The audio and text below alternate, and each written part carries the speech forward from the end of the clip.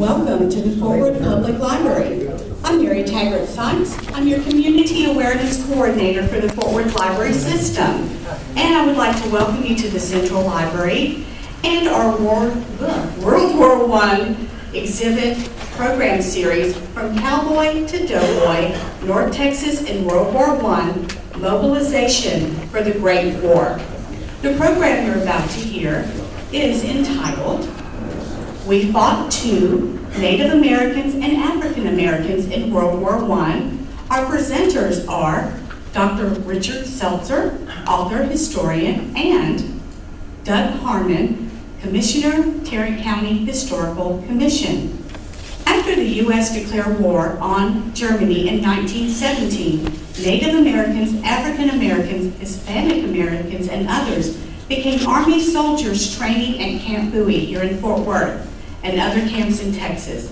Mr. Selcer and Mr. Harmon will discuss the experiences of these groups at Camp Bowie.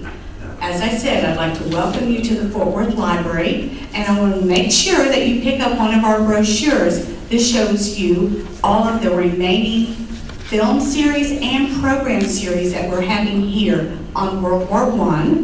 And in addition, be sure to pick up one of our program brochures because this will show you all the programs for adults, teen, and youth here in all of our 16 library locations. This particular brochure will show you all the fun and exciting things we're doing through the end of August.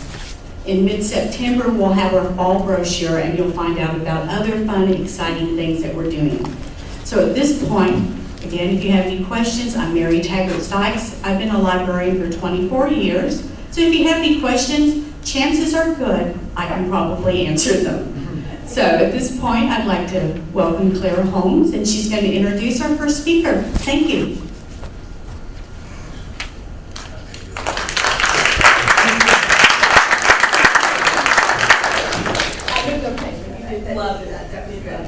That was a good curtsy. I don't think I could top that. Good morning. I'm Clara Holmes, and I'm with the Tarrant County Historical Commission and have had the privilege of working with the World War I people who've done all of this wonderful exhibition on World War I. And it's my pleasure to introduce my friend, Richard Fillmore Selcer.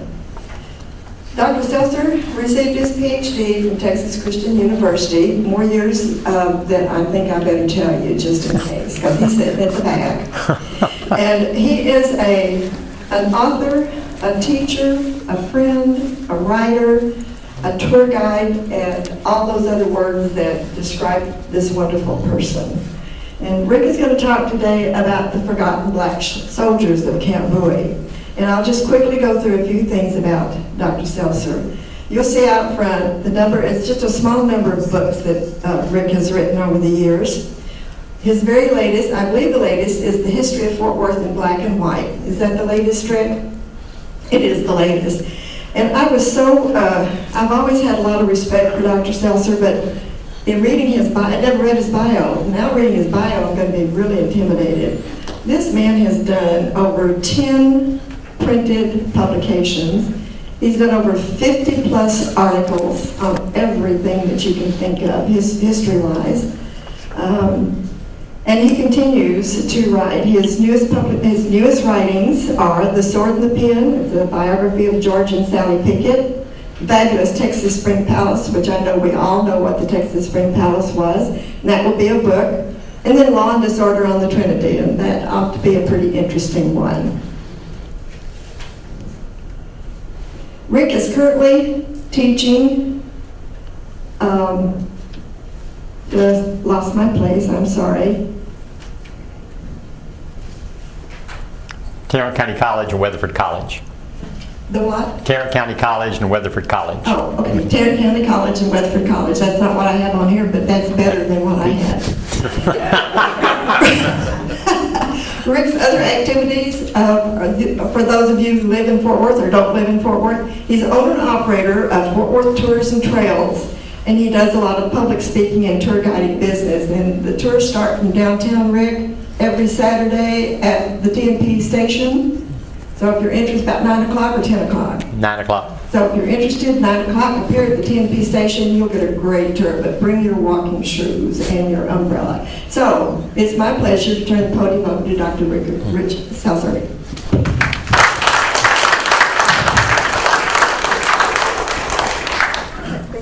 Thank you. Oh, thank you, ma'am.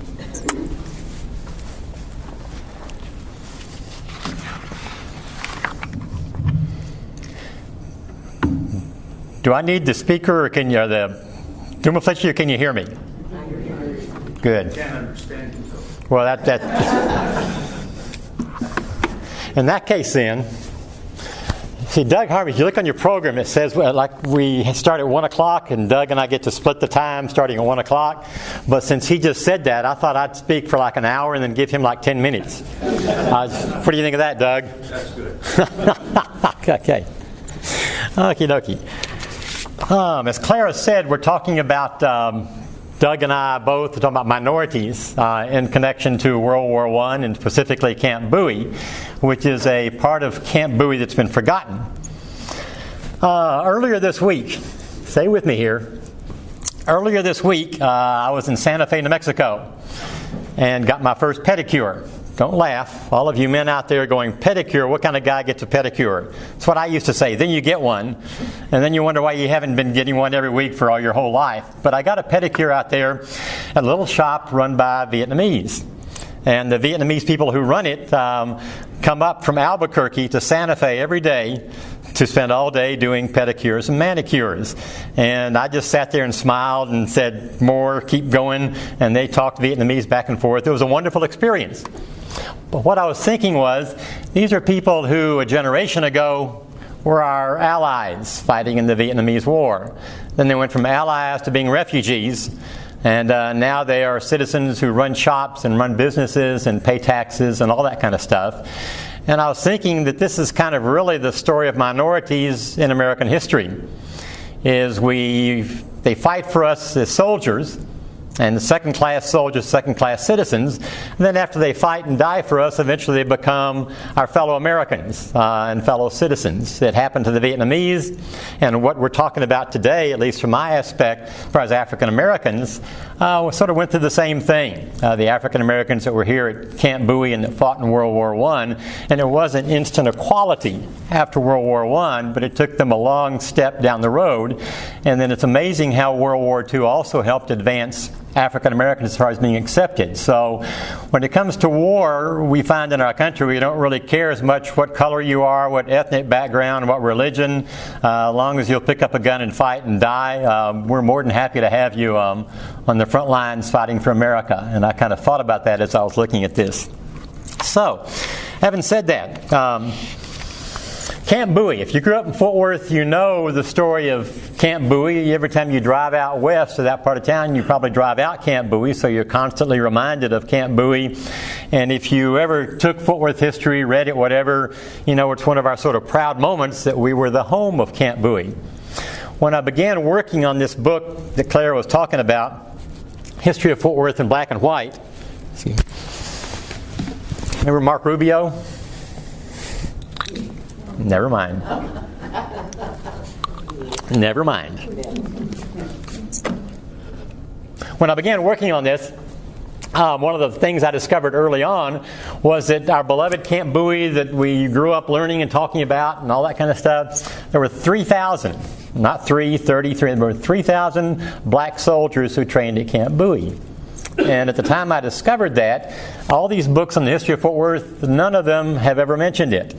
And yet I could go back and find mention in the newspapers, and I began putting it together, and I thought, wow, boy, when this book comes out, it's going to rewrite Fort Worth history. People are going to look on this, and they're going to go, wow, who knew we had 3,000 African-American soldiers training out at Camp Bowie, 1917, 1919. The book came out in December. Here we are around December 2016. Here we are around August, and so far there's been a great big yawn as far as, yeah, that's kind of interesting, but on the other hand, who cares? And it's not a racial who cares. What I've learned is that we have our version of history that we know. And if somebody offers something different, our default is to go back to what we know. All the historians of Fort Worth, most of them, we all learned and trained and read Oliver Knight and all that kind of stuff, and we know about Fort Worth history, and there's not always room in that for a new thing. So I keep hoping that sooner or later somebody will go boing and go, wow, what a great story. So you, the full house here today, is kind of on the cutting edge of hearing the story about the 3,000 black soldiers who trained at Camp Bowie and the reaction of white Fort Worth to having 3,000 armed black men right out here 3 miles from town. Think about that, because whatever color you are, just think about the reaction of thinking about that which went through Fort Worth's mind. So, back to where I started. Camp Bowie, a training camp, 1917-1919, one of several U.S. Army training camps set up at the beginning of World War I. Fort Worth fought hard to get Camp Bowie. Fort Worth leaders went down to San Antonio, which was the center of Army training in Texas. They went up to Washington, D.C. They campaigned hard to get a training camp in Fort Worth, and they got it. And one of the ways we got it was to offer the U.S. government, the War Department, all this humongous empty acreage off on the west end of town that they had tried to develop suburbs out there. Nothing had ever worked. It was practically deserted, but it'd make a great training ground. Practically flat and level. The weather was here. You could train year-round in Texas, knock on wood most of the time. And so we offered it to them for a song and a dance. And they took it. 2,186 acres of mostly dirt. July of 1917, construction began on the camp. July 26th, the first 450 recruits arrived at the camp. They were all white. It was a tent camp built originally to house 27,000 men. During the next 12, 18 months, it eventually would house an average population of 31,000. And a tent camp constructed for 27,000. By the end of World War I, more than 100,000 soldiers had trained through Camp Bowie. Many of them went to Europe, to the Western Front. Some of them never got out of the United States, but 100,000. Fort Worth was 3 miles away. In summer of 1919, it became a demobilization camp to demobilize soldiers who came back. Black soldiers, when World War I started. When the war started, the U.S. Army, the War Department, had 4 black regiments consisting of 10,000 men and all white commissioned officers. You could have black non-coms, meaning sergeants, corporals, but commissioned officers were all white. The U.S. Army 4 regiments were the 24th Infantry Regiment, 25th Infantry Regiment, 9th Cavalry Regiment, and the 10th Cavalry Regiment. During the war, the U.S. Army created 2 all-black combat divisions for the AEF, American Expeditionary Force. The 92nd Division, and if you look at the history of the 92nd Division, and Black Division created during the war, sent to Europe, the thing that stands out in the history of the unit said it was, quote, misused and mistreated by the U.S. Army. Then the 93rd Infantry Division was attached to the French Army.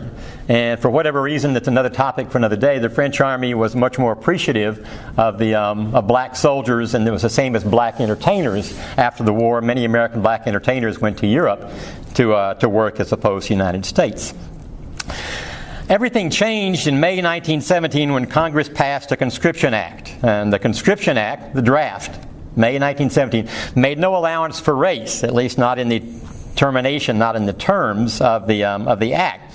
Still, Southern representatives insisted that the 2 races train separately, and that the quotas for draftees be left up to the local boards to fill as they saw fit. The War Department, as a result of the Conscription Act, set a quota, a limit, a top limit for the number of black soldiers who could be drafted or called up. Initially, the limit was 70,000. Black volunteers exceeded that limit in the first week after conscription. More than 70,000 volunteered, putting a dilemma with the Army with, oh my God, what do we do with all the extra volunteers? Which is interesting. Conscription was especially hard on blacks because most black men at the time didn't carry wallets. And you had to carry your draft card. And this should sort of sound familiar, not draft cards, but if you were stopped, you had to produce your card to show that where you were, that you had your draft card. Nowadays it's a different card. You had to produce your card. If you couldn't produce it, you could be arrested and jailed. And since most black men didn't have wallets and didn't have a place to carry a card and weren't used to carrying ID as we're all used to today, that was very difficult, very difficult. Also, many of the southern blacks at least, and most of the blacks who trained at Camp Bowie came from Oklahoma and Texas, and many of them didn't have a permanent address. So if the U.S. government mails your draft notice and your draft card to you, or your draft notice to you, and there's no permanent address, then you don't know. And then if you're walking around downtown and the policeman stops you and you're a young black man and wants to see your draft card, and what draft? What card? I don't have an address, which made things very, very difficult. The draft boards also practiced reverse discrimination. Reverse discrimination meaning the fact that many draft boards preferred to send black men to fight as opposed to the white men.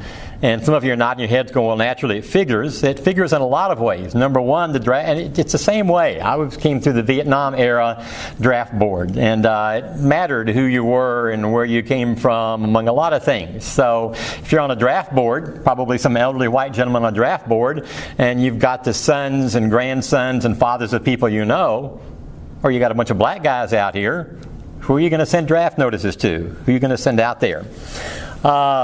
Draftees or whatever, black soldiers at all were barred from the U.S. Marine Corps, the U.S. Navy, and the Coast Guard. So all you could be drafted into as a black man was the U.S. Army.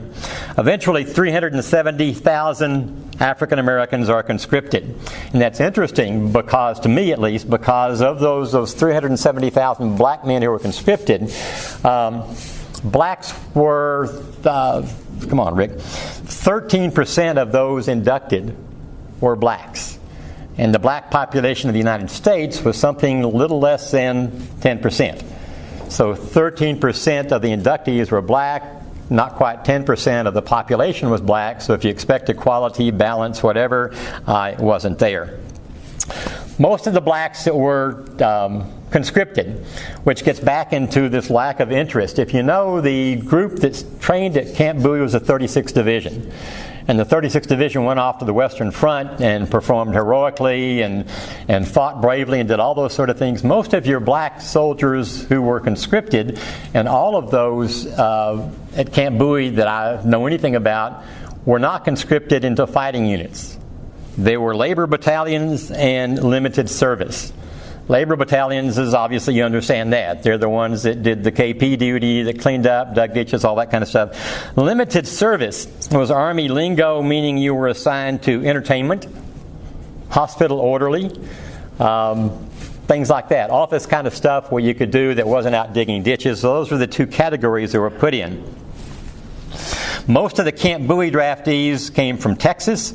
Most of them from East Texas, because there was a much larger black population in East Texas, and Oklahoma. Those are the ones that came. In October 1917, the Fort Worth Star-Telegram reported that all the black draftees, or not all, that many of the black draftees were being sent here, drafted, to get out of trouble. It was either that or go to jail. And so you're already planting the seeds that these are not ordinary, these are not patriotic, whatever, they're being sent here. You know the old story about when you're young and stupid in high school and you get in trouble and they used to give you the choice of go to jail or go to the Army? Well, that was part of the Fort Worth Star-Telegram's explanation. Black soldiers arrived in Fort Worth from Oklahoma, from East Texas. They came in trains, segregated trains. When they got off most of them at the TNP station, they were met by trucks from the Army, which trucked them out to Camp Bowie. Because the TNP station, the TNP Railroad, Fort Worth is a segregated town. And you can't have dozens, scores, hundreds of young black men arriving on the train, standing around the TNP station, much less going out front of the TNP station. You just couldn't have that. So there'd be Army trucks waiting here to take them out there. The interesting part of the story, as I dug into it, was not just the numbers that came and trained and all that kind of stuff. And eventually, your 36th Infantry Division, the white Camp Bowie trainees, would march through downtown Fort Worth on April 11th, 1918. A beautiful parade. Estimates of either 100 to 200,000 people turned out to see them. Obviously, much more than the population of 4 with the Tarrant County, and they marched proudly, waving their flags, and then a couple of months later they went off, they shipped out down to Galveston across the Western Front to fight in France. There were no black soldiers that marched in that parade on April 11, 1918. You can either say because of racism, which is a fair estimation, or you can also say because they weren't combat troops. They were labor battalions. Labor battalions mean you might be given a rifle and given one day or whatever of practice on the range. Other than that, you're given a shovel or a pick and taught how to swing a pick or how to dig a shovel. And you don't want men marching in this patriotic parade for Fort Worth carrying a shovel or a pick. So they weren't part of that parade. But the most interesting part for me looking at the story was life for these black recruits who arrived at Camp Bowie. Again, most of the draftees who trained at Camp Bowie came from rural sections of East Texas and Oklahoma. There were very few city residents. And please be careful what you're hearing me say, because what I'm saying is describing the situation. I'm not trying to demean or insult people. I'm just describing the situation that existed. Most of the recruits, almost all of them, had very little education, which of course is another story for another day of segregated Jim Crow education. But they also had very, very poor health care, or no health care. So the first time many of these young men had ever been examined by a doctor was when they arrived at Camp Bowie, their medical exam. The first truckload of black inductees, again, this camp opened in the summer of 1917. The first truckload of black inductees didn't arrive until September 26, 1918. And as the newspaper reported, the Star-Telegram, the white inductees at the camp all turned out to cheer them as they got out of the trucks. That, to me, is hard to imagine. Maybe they weren't cheering, maybe they were jeering, and the Star-Telegram said cheering instead of jeering. But reportedly, the white inductees turned out to cheer them. They got their medical checkups, and they were off to detention camp. And before you get insulted or offended, detention camp was where every new inductee went. They put you off for 14 days in a separated quarantined area in case you had any strange diseases. You didn't infect the rest of the camp. The difference was that the black soldiers, recruits, who were quarantined like everybody for 14 days, when the 14-day quarantine ended, they were still separately, not housed, tented, whatever word you want to use, but they were still separate from the white inductees. The doctors, the medical army doctors, discovered lots of untreated conditions. Lots of venereal disease, lots of bad teeth, and for men who had bad teeth, VD, other conditions, chronic conditions like that, a tubercular cough, they were sent home labeled, quote, physical defectives. And by the way, again, white recruits sent home the same reason were labeled physical defectives. This is before the age of political correctness, so your discharge paper said physical defective. The doctors, the white doctors, marveled, they said, at a few of these magnificent black physical specimens. They were simply amazed. Most white doctors had never before examined black patients. They'd never had a black patient. And they looked at them like some alien creature from Mars or whatever, like if you were trained as a doctor treating men and you were suddenly assigned to a gynecological unit as a doctor or a woman's doctor, it's like, this is a whole new creature. This is all different. And that's the way they treated it. The white doctors were very concerned with contagious diseases. And what they referred to, not just as contagious diseases, but as black contagious diseases. And one of the things I refer to in my book is that back in the bad old days of Jim Crow, certain diseases were identified as being more prevalent among blacks. And so there were black contagious diseases and there were white contagious diseases, and the white doctors were especially concerned with the black contagious diseases. There was a culture shock on both sides, the white and the black side. The black recruits, many of them brought, and again, please don't take it as insulting or stereotyping, but many of the black recruits showed up with Lucky Charms, with dice, and they'd bought postcards they were going to write and send home to their parents. And of course, as soon as they checked in, the Army immediately took away their dice, their cards, their postcards, their Lucky Charms, all their stuff immediately taken away. The black recruits, again, most of them rural. Oklahoma, East Texas were not used to taking showers. They weren't used to having more than one set of clothes. Your uniform versus your fatigues. And when you put on the uniform, clean up in uniform, and when you put on your work fatigues. That was all something new to them. Many of your black soldiers called their white officers boss. And this is what they'd been trained to do. When you work for the white man, he's boss. And teaching them to know this is sir, or lieutenant, or colonel, or whatever. You don't just say boss, yes boss. That's not the way the Army worked, and they had a difficulty with that. Nutrition officers at the camp were challenged. And again, whenever I say officers, think white officers. They had never before dealt with black troops before, 99% of them, my percentage makeup, but they were confused.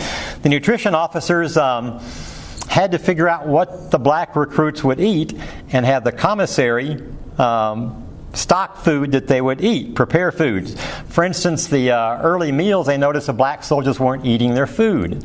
And inquiry showed that the black recruits weren't used to eating white bread. What they were used to eating was cornbread and sweetmeats. And if you're not an old-fashioned or rural person, you go, what the heck is a sweetmeat? That's the part of the cow, pig, whatever that we don't generally eat nowadays. But that was, and so when the camp began preparing cornbread and sweetmeats, the black recruits ate much better. The YMCA musical director could not understand why blacks could not, quote, grasp the mysteries of choir singing. They just can't sing choir singing. And didn't know, and most of them, the black, I think this is hilarious, pardon my, but the blacks didn't know all the patriotic songs. White recruits knew the patriotic songs. Black recruits didn't. If you think about it, and going to a segregated school or not in your school at all, when would you have learned to sing all those black patriotic songs? But I think the part about they can't do choir harmonized singing, when you think about it, if you know the names Paul Robeson or Marian Anderson or people like that, and you wonder what were the YMCA choir directors looking for, what were they expecting? Because you often get what you're looking for, what you're expecting. The daily routines were difficult they're difficult for any recruit, black, white, green, or whatever. But the black recruits' difficulty, a lot of learning to salute, which is new. Taking orders, not so new. Lots of drill. But for the labor battalions and special soldiers, no weapons training. They dug ditches. They graded roads. They peeled potatoes. They mucked out the stables. They cleaned the latrines. And they watched the white recruits train for combat in France.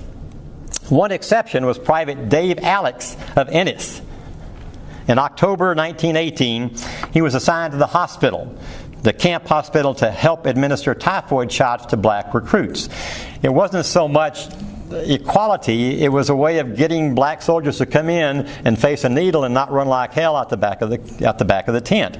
So if they had a black soldier in there as a hospital orderly, it's okay, don't worry about it, it's just a shot, injection, won't bother you a bit, won't hurt, blah, blah, blah.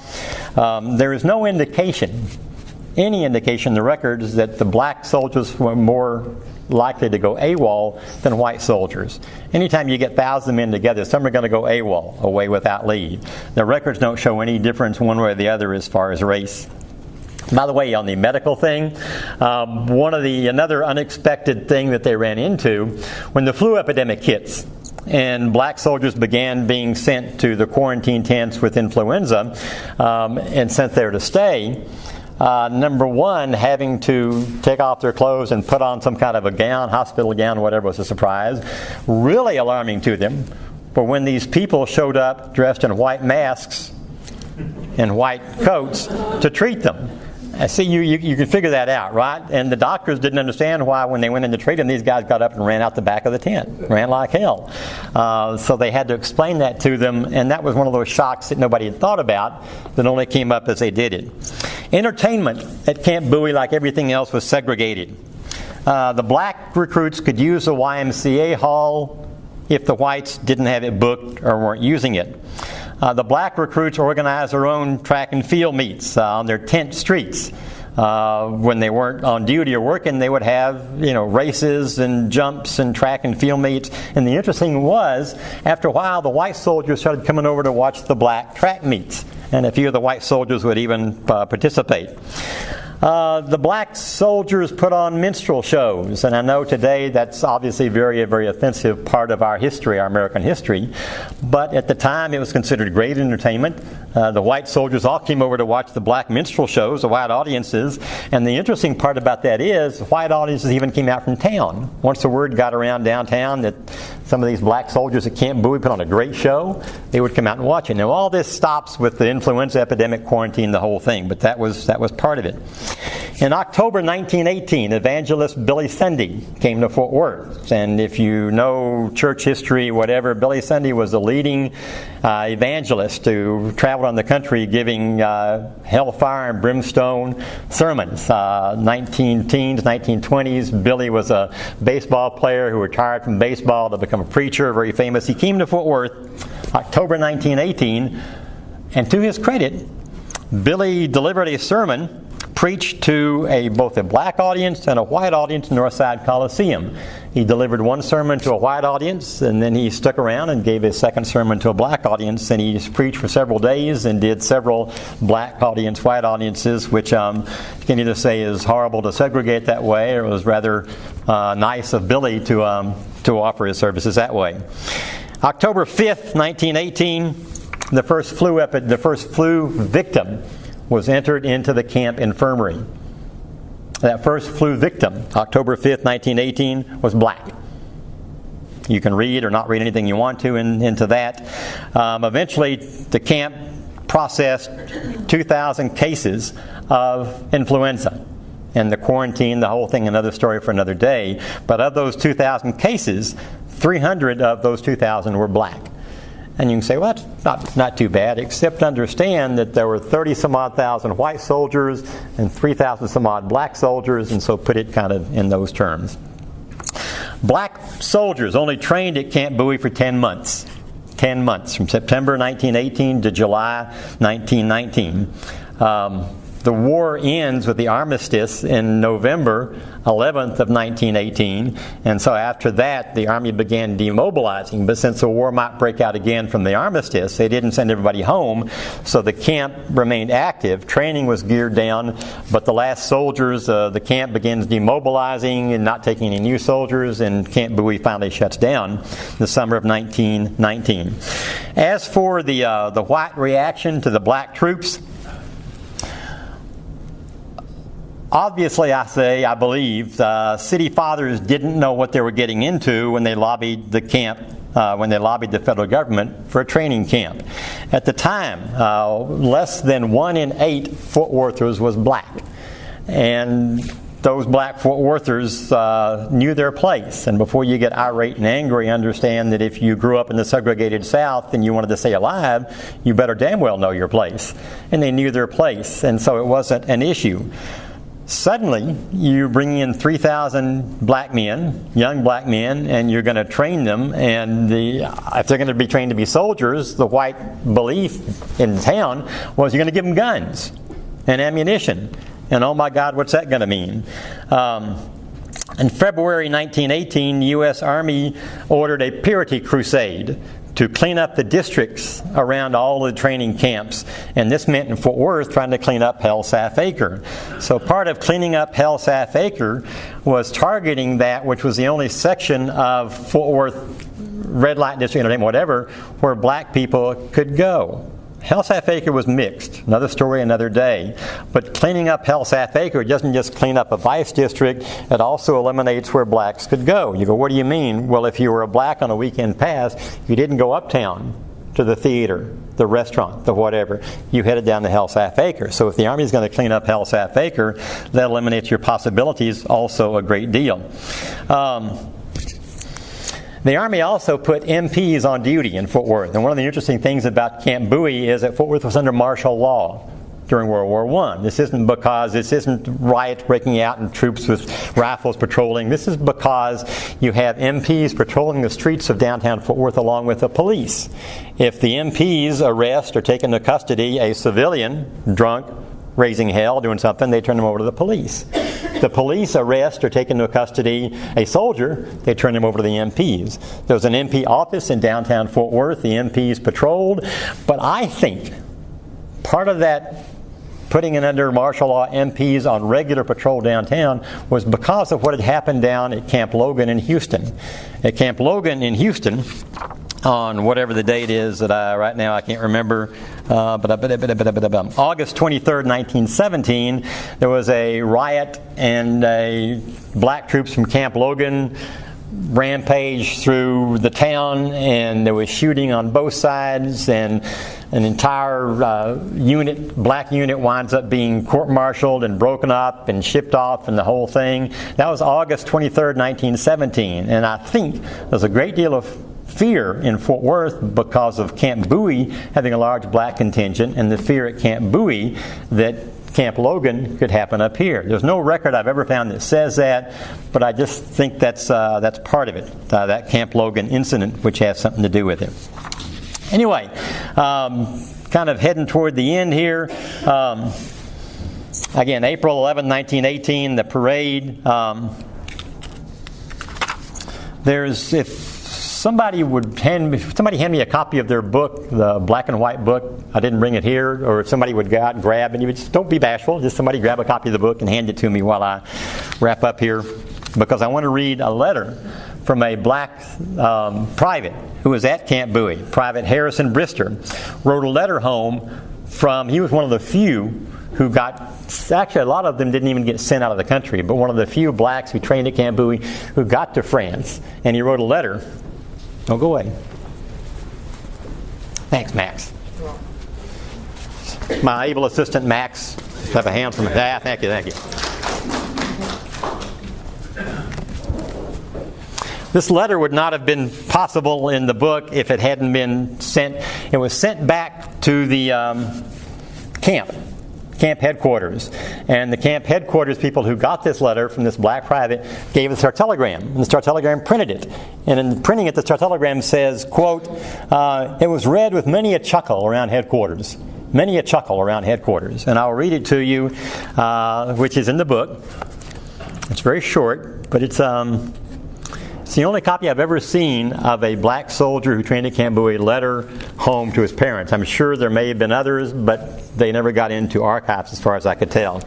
And you have to understand this. One of the things that gave him a chuckle was the fact that it was full of misspellings and everything, and I had to try to, in the book, walk a thin line between putting the misspellings in to make it authentic versus having somebody read it and go, what's that word supposed to be? I don't know. So it's a thin line, but let me read it to you.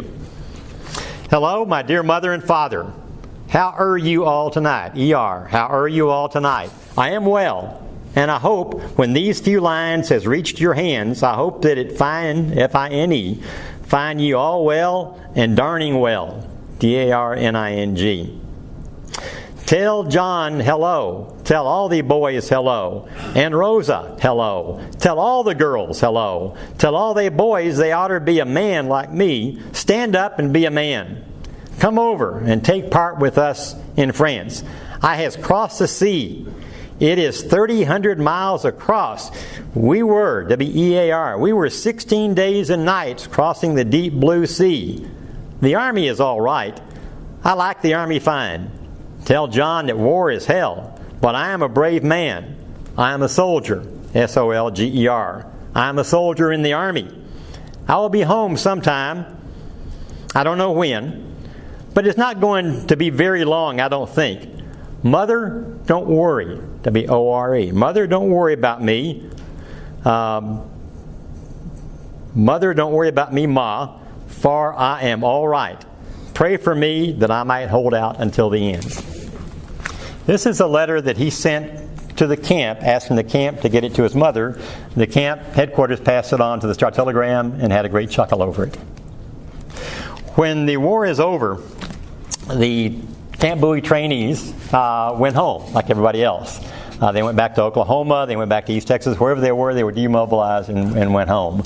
There's no record, but I strongly suspect that White Fort Worth gave a great, huge sigh of relief that these 3,000 black men, whether they were armed or not, they might have been, were finally going to go home.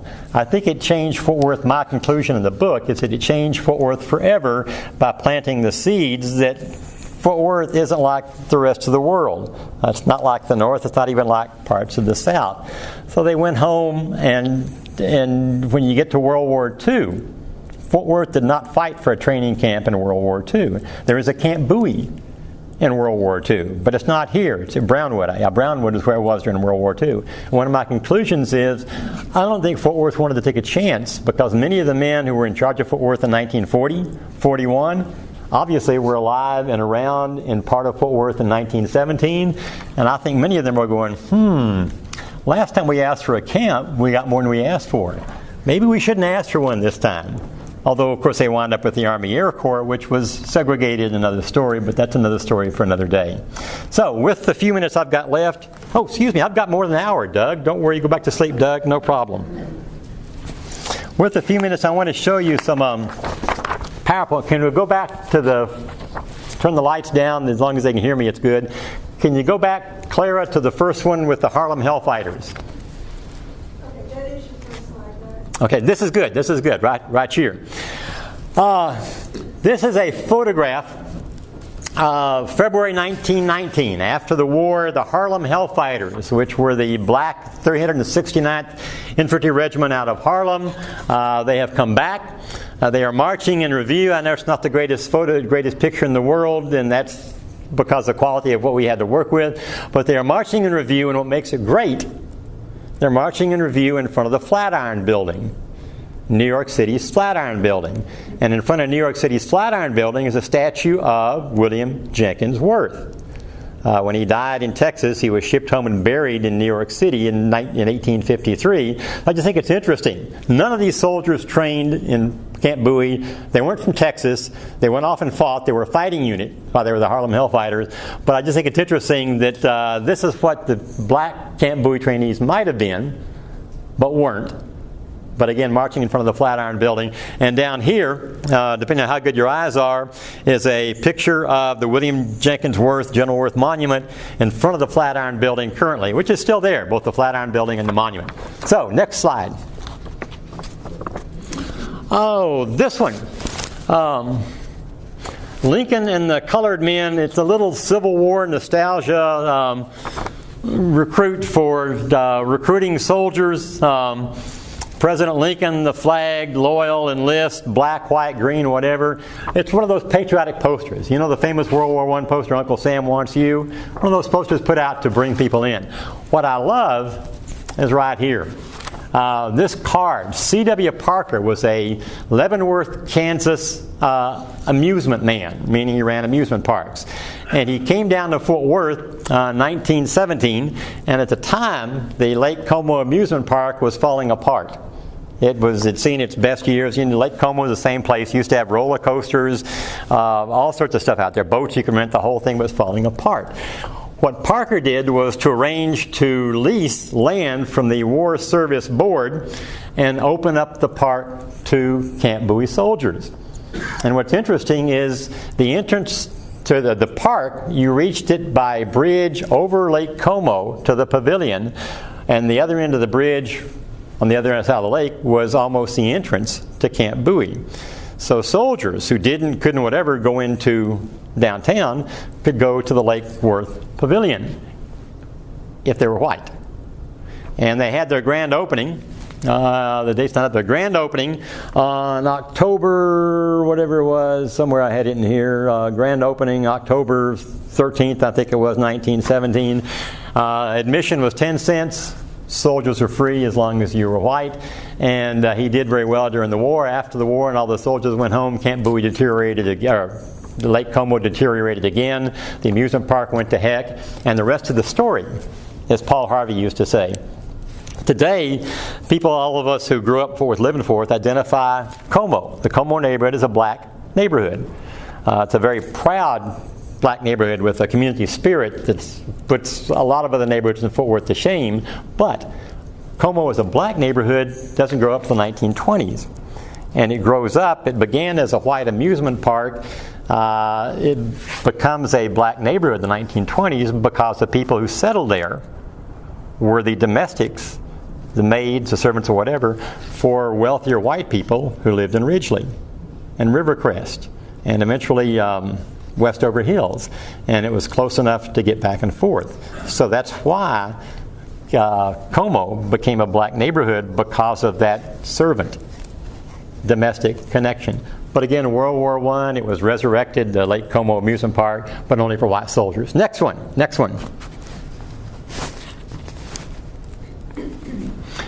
Our Colored Fighters was a U.S. government film. I've never seen the film, but it's a U.S. government film, recruitment film, shown in the Manhattan Casino, New York City, on Friday evening, December 6, 1917.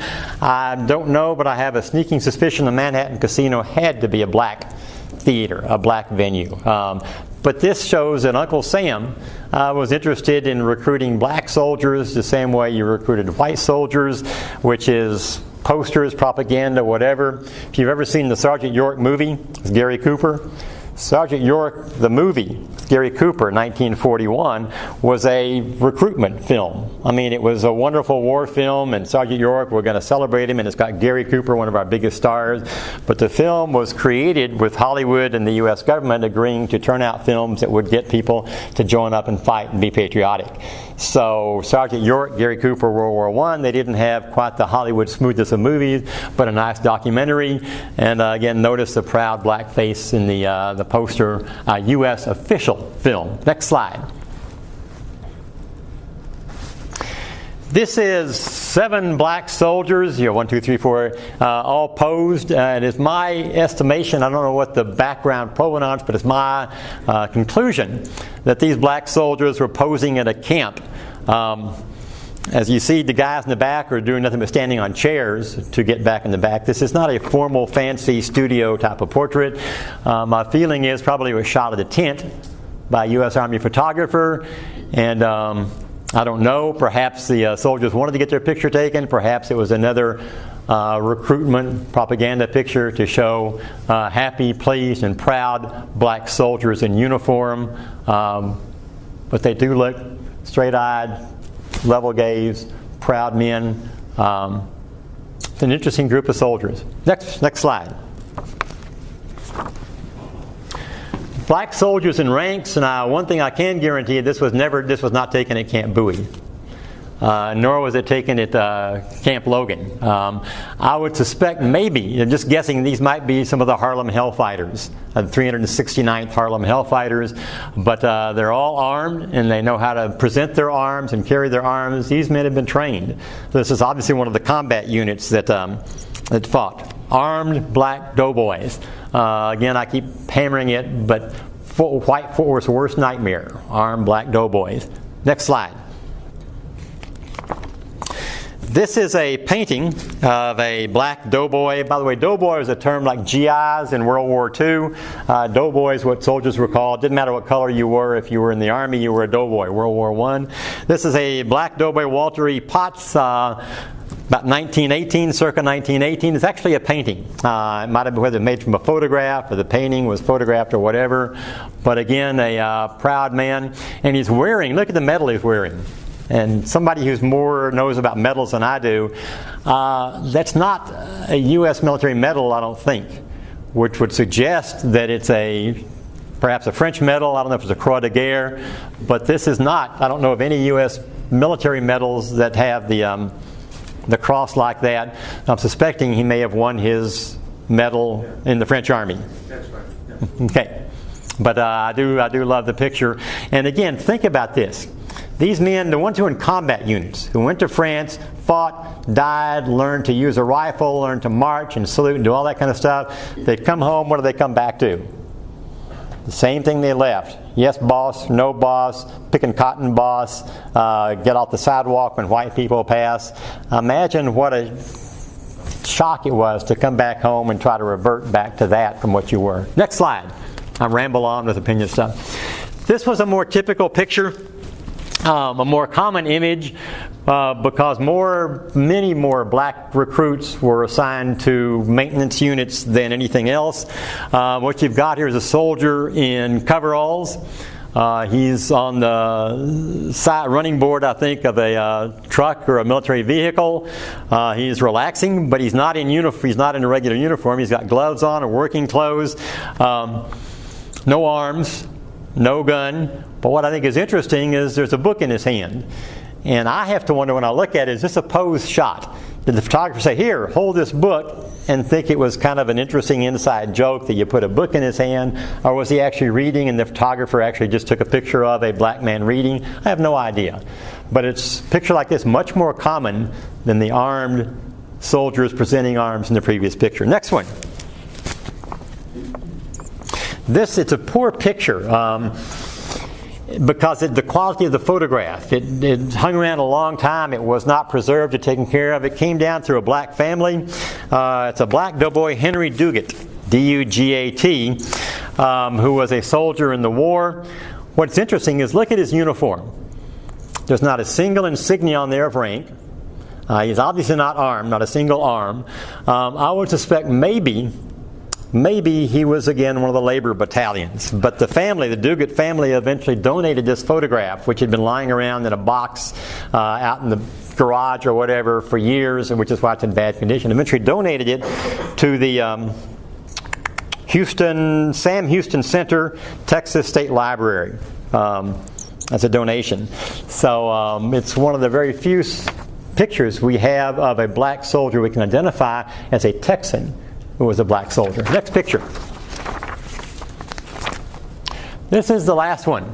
This is another one of the pictures donated by a family. This particular black doughboy is Elisha Rusk Sanders. It's not dated. He came from Rusk County, which may be why the middle name on the picture as a donation was Rusk, but Elisha Rusk Sanders, a Rusk County resident, inducted at Palestine, Texas in 1917. A typical black soldier. He served in France as a wagoner. And a wagoner, for those of you going to who, what, is a man who drove a wagon, as in a horse wagon, not drive a truck. He was a wagoner in the 317th Ammunition Train. This picture, the family later posted it on Ancestry.com, which is how it came to be acquired by the archives. But I think it's interesting that, again, look at him. No arms. No insignia of rank that I can see from what I could tell, but the standard U.S. Army issue uniform, and of course he's in front of a patriotic backdrop. So whoever posed him, and that may have been his idea, but whoever posed him made sure he's in front of a patriotic backdrop. But again, no rank insignia. As a wagon man, he was simply a labor battalion person, and certainly no arms. And that's it for me. If you've got a question, I'll answer the question quickly. If you got long questions, we'll do it after Brother Doug has his part. So if you give us a little light, maybe if you got a burning question, I'll try to answer it. Otherwise, I'll be around after Brother Doug gets through, because I got to be here to harass him while he's talking and throw stuff at him. Questions? Anybody in particular about anything?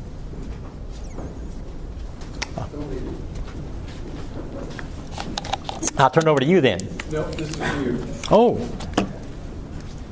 With everybody who's participated in the exhibit here and who does a presentation, we like to recognize their contributions to this. And so we have a certificate for Rick. Yeah. It's this certificate of recognition and appreciation is presented to Dr. Rick Selcer for your valuable contribution to the North Texas World War I Centennial Commemoration Committee and exhibit. And it's dated for the course of today. Thanks, Rick. Appreciate it. Thank you very much. That's it, folks. This means I've done good. No matter what Doug says when he gets up here, this means I've done good. Thank you all very much. Very good. Very good.